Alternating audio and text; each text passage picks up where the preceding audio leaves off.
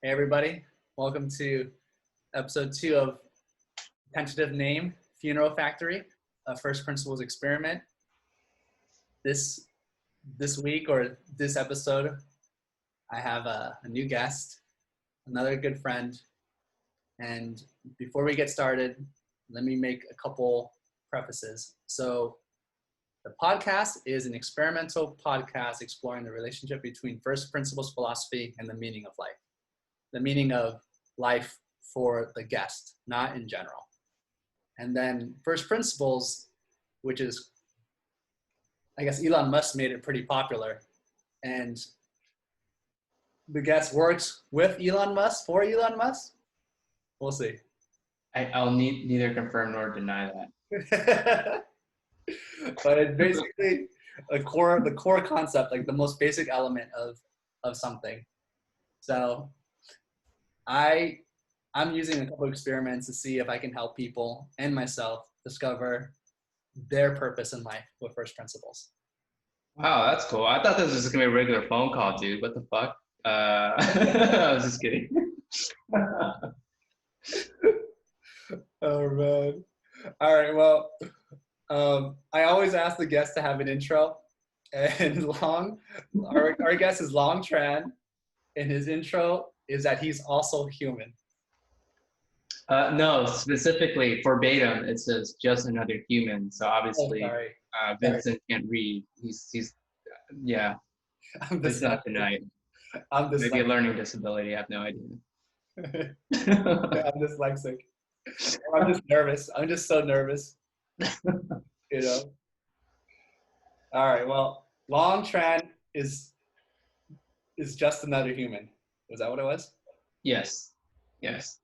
It's factually true. I'm literally just another human. That is true. One cannot argue that. You can try. You can try. That's also true, I guess. But yes, it's a fact. I'm human. I've been tested before. I have a blood type, a social security number. Yeah. Huh. I'm human. So your metric for determining if someone is human is if they have a blood type and a social security number. Yeah, dude. If somebody tells me they don't have a social security number, I'm just like, dude, you're either an alien, literally, and I guess figuratively, either across the border or from outer space. And yeah, a blood type. You just gotta have a blood type. Okay. Like, I don't know my blood type, but I'm assuming the other person would. But that's fair. Some sort of type, yeah. All right. Well, so let me give you a quick explanation of the structure of this episode. I guess all episodes. So one, quick intro of you, which we just did. You're just another human. Then two, I go through a couple questions, pretty generic, pretty simple, just to get an insight, a glimpse into who you are. And then we do some exercises that dive a little more into the idea of first principles with you and your life. So let's jump right into it. So question number 1, what would you name your podcast and what would it be about? What would I name my podcast? Jokingly, I would say dildo testers. And it's just gonna be a podcast about people testing out dildos. What's your favorite? Like the inner workings of a dildo company. Them just talking to payroll, just something very normal. But on a serious note, what would I name my podcast? I like problems and solutions. So I think I particularly don't know the name, but I think it's probably going to center around exploring problems and then kind of talking to people who kind of solve those type of problems, type of deal. And just more so just how they kind of look at the issue, how they tackle it, what things they kind of needed to do, what steps for that they have to think about. And I think to me that would be an interesting podcast for me.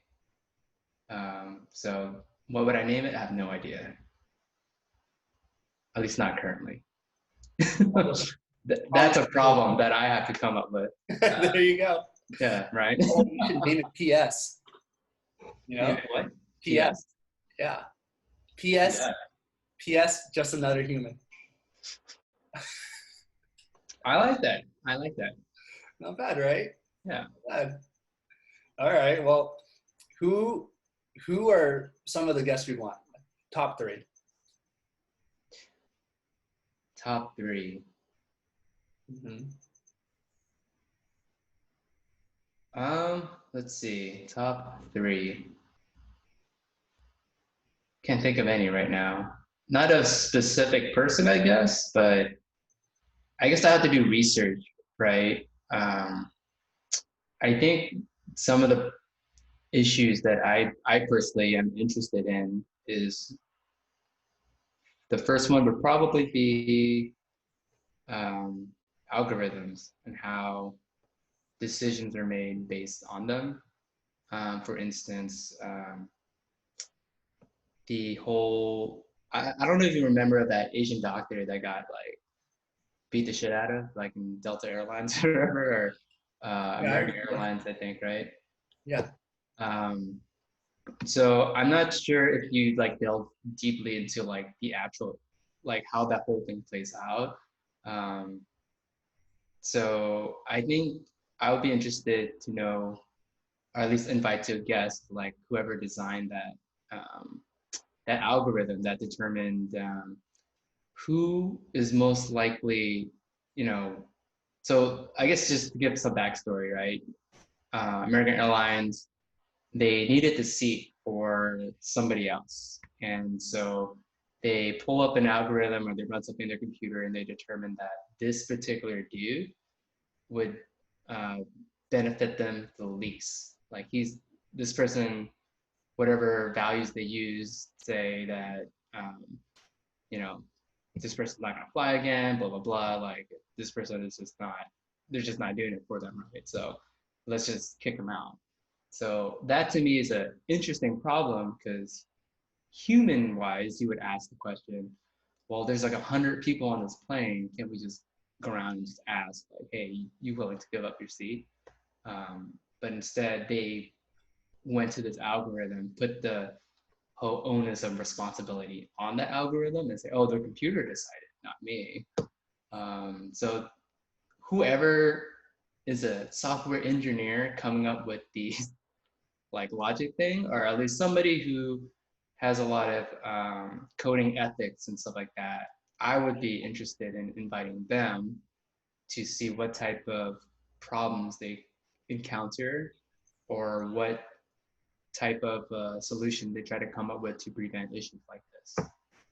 So not somebody particular, I guess, or I guess specifically, but I guess in a realm, I think that's one guest I would definitely invite. Yeah. Interesting. It's like is that similar to the railroad problem with AI, self-driving cars? Yeah, I agree, but in more of like simple way when you look at it just from a very logical standpoint, not necessarily like a moral or ethical type of thing. Though I mean, they do kind of intertwine, right? Like Yeah. another perfect example is sentencing, right? When you sentence someone to like jail time or whatever their punishment is, judges now are using some sort of calculation or algorithm based on, you know, certain criteria. One of the criteria they use is that they base it off of where the person's from. So if you think about that logically, if you have a community that don't have a lot of resources, research and everything would suggest that that area would be high in crime rate.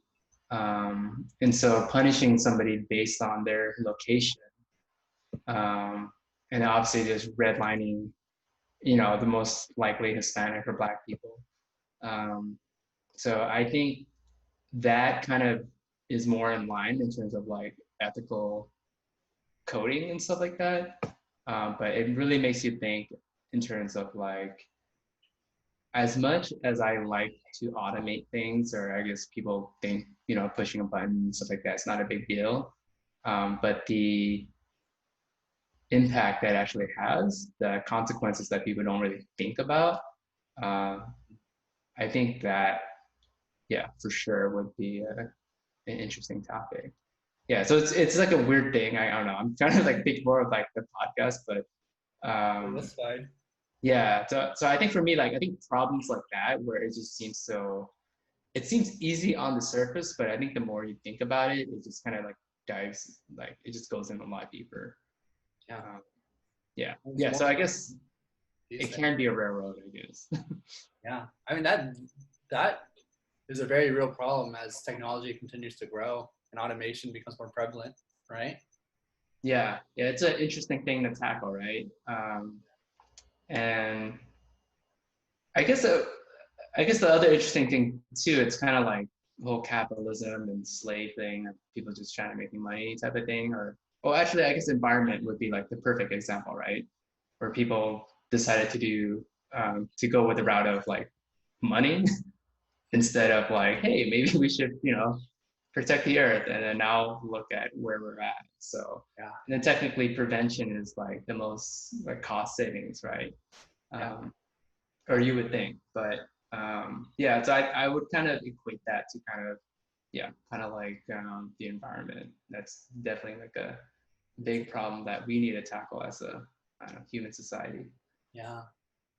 I mean, is there a job title for that person? I mean, I know there's like statisticians that do a lot of that, ethicists who would do stuff like that. So I mean, I'm in no way an expert, but from my readings and understanding is that ethical coding is actually being taught in colleges, and now it's becoming more of a hot topic button. Just because there's so much consequences that kind of come out of just, it seems like innocent, but as you look through the data, you can kind of see that it impacts certain groups of people a little bit more than others. Makes sense. Yeah. Interesting. Interesting. Okay. Well, that was a Was that too deep? no, not deep enough. Not deep enough. Gotta hit back the throat deep.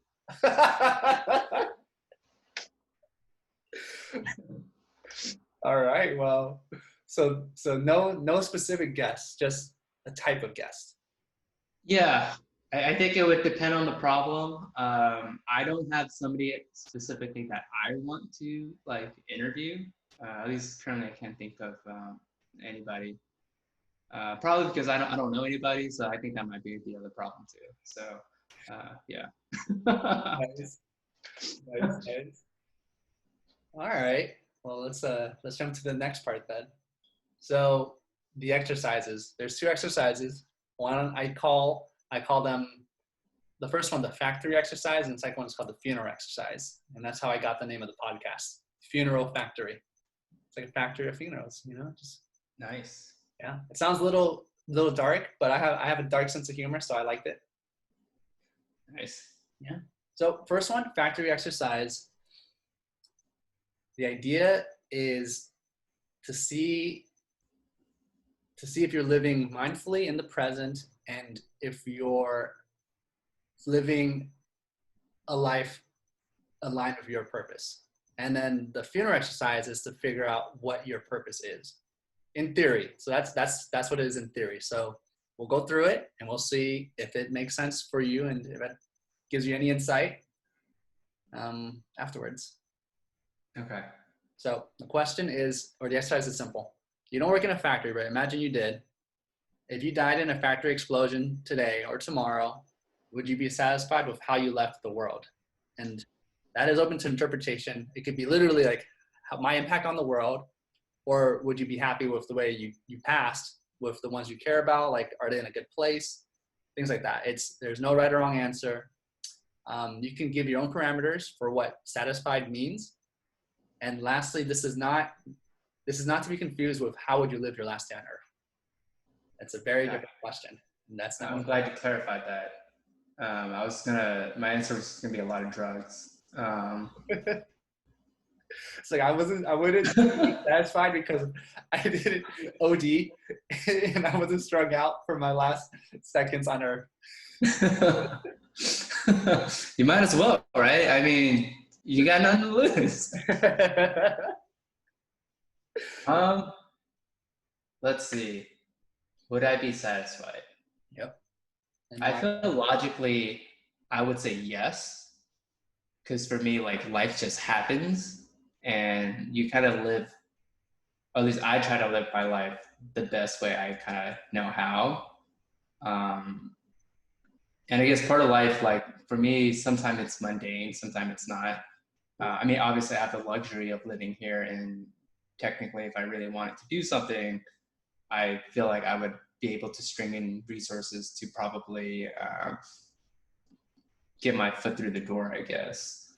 I think taking a step back in terms of like my life as a whole or whatever, if I was satisfied or not. I think that's a hard question for me because I like to learn stuff and I like to experience stuff. So I feel like the only thing I would be missing out on is experiencing more of life. Yeah, I feel like that would be my answer for that. Where I'm fine if it happens, but it sucks that I would miss out more on life. Okay. Yeah.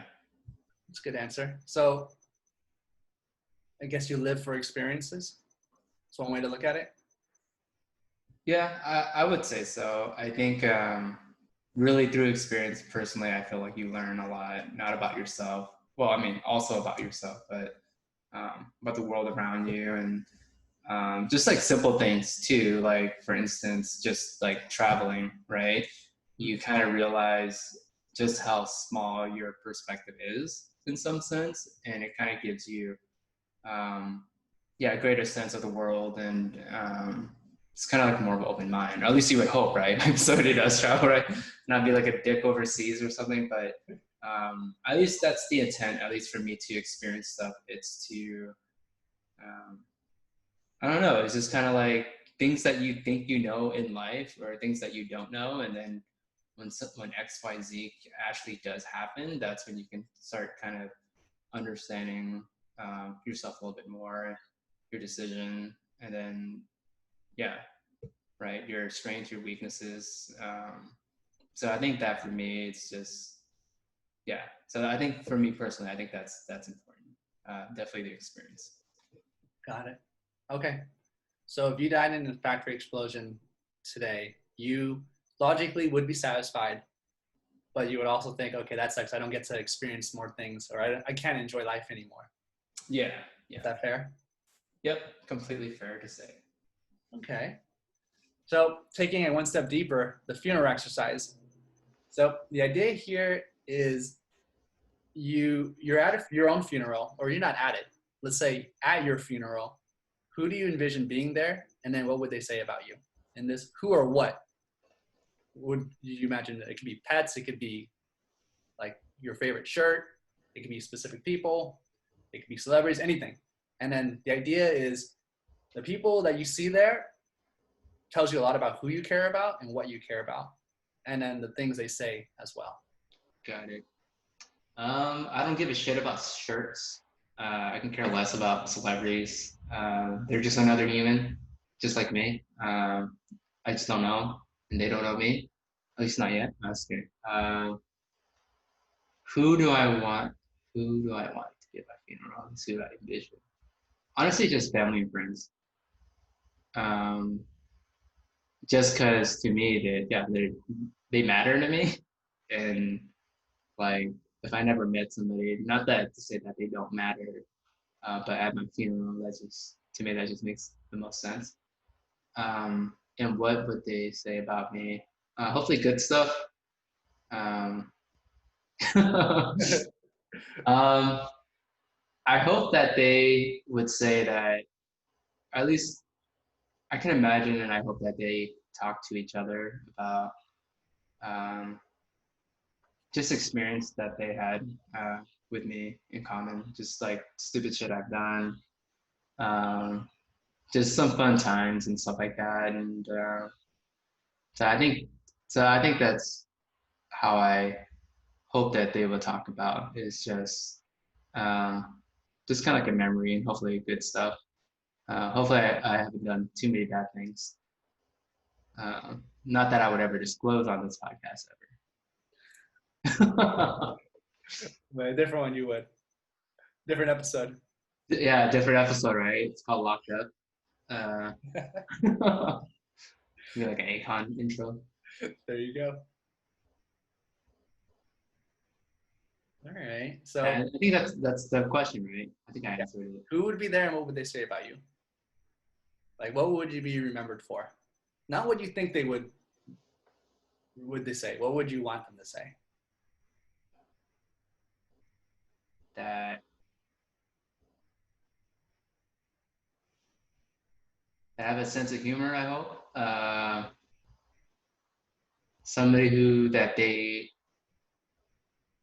I guess somebody who's reliable, dependable. Yeah, I think that to me is probably the most important thing I hope that they would say. And I guess in terms of people, do I have to like name people specifically or No. no? I have their social too if you want me to. No? We good? Okay. We good. We good. Yeah. You would like friends and family mostly, exclusively. It sounds like, and then you would like them to say that you have a good sense of humor, you're reliable, and have a lot of good memories together, doing stuff. Yeah. Doing lots of stuff. Doing lots of stuff. So with that exercise, usually, like the things that they say about you, that you imagine you want them to say, tells you what you want in life, right? What you want to do, what you care about. So it sounds like your purpose is aligned with how you're living your life. You want to learn, you want to experience new things, and implicitly, I guess you imply that that'll be with friends and family. And then you imagine that at your funeral, you want to be remembered for those things too. Yeah, right? I feel like this is like a nice like therapy session for me. In a way, it's it should be a good way to do a gut check to realign what you're doing in life. Yeah. That's for sure. The goal. I mean, that's the hope and that's the experiment. I'm seeing if it is effective.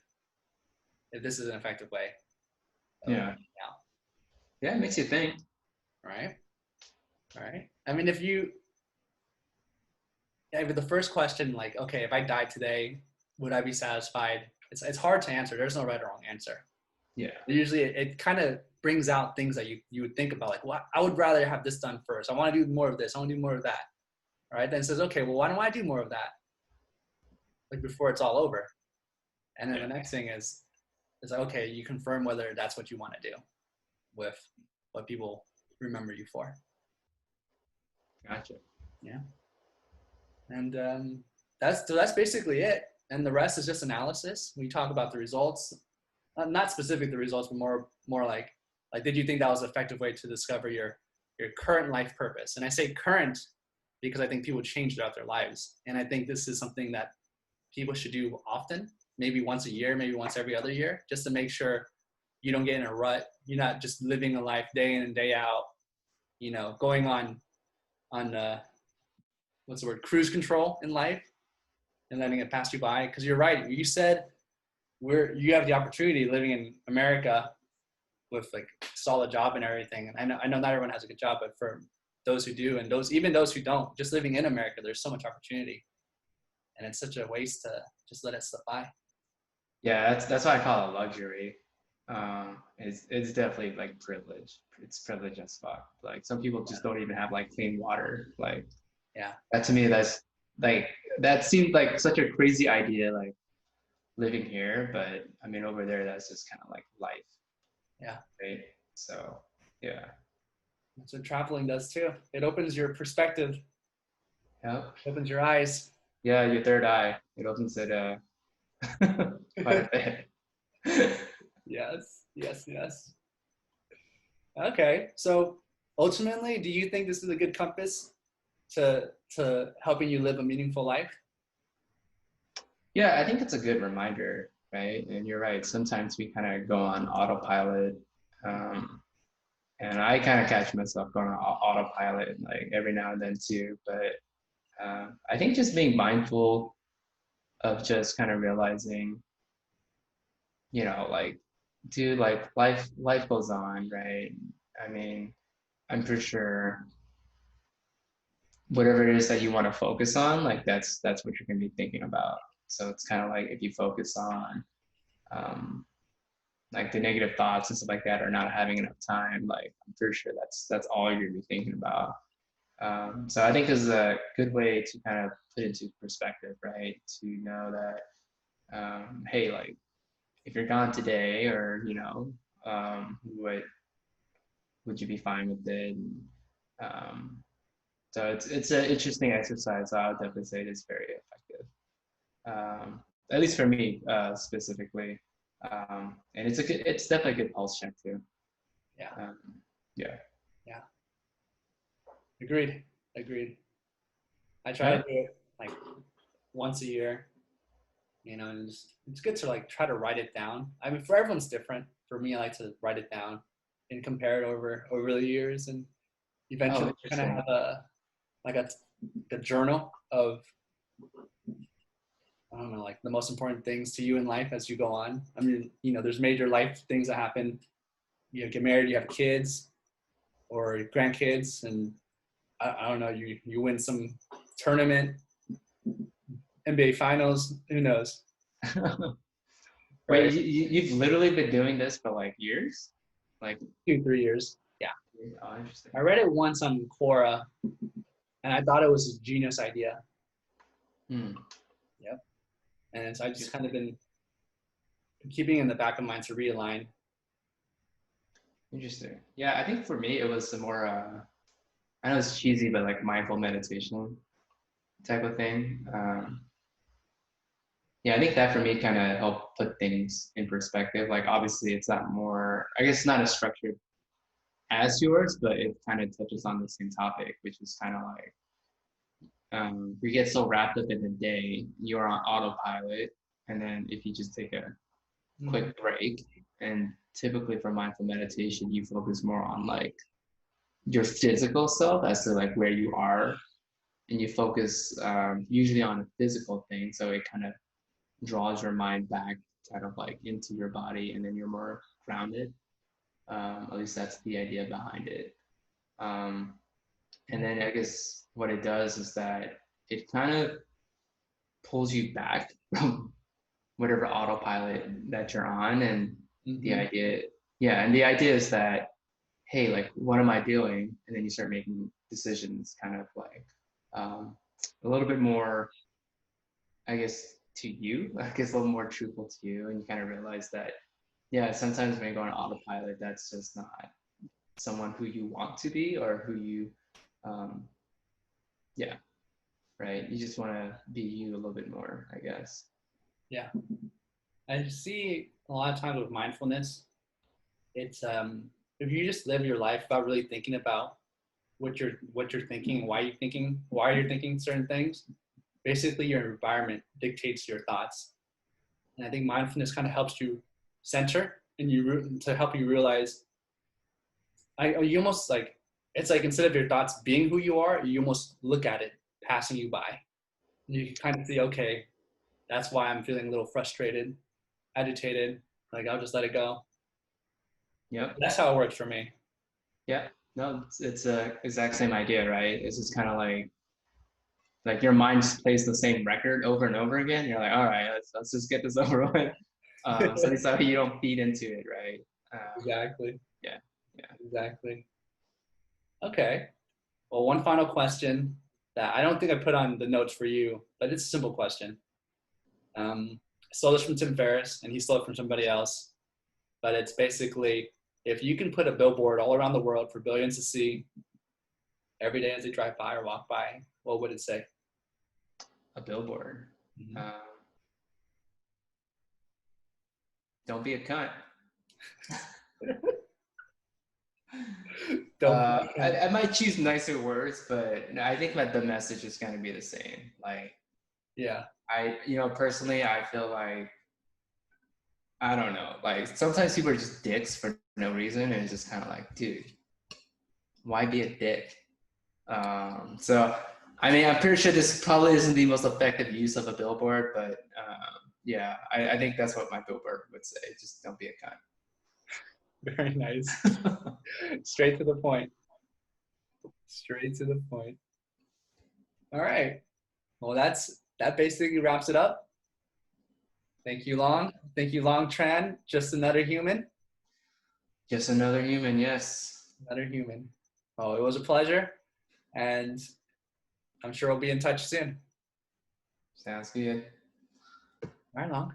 We'll talk soon. Peace. Peace.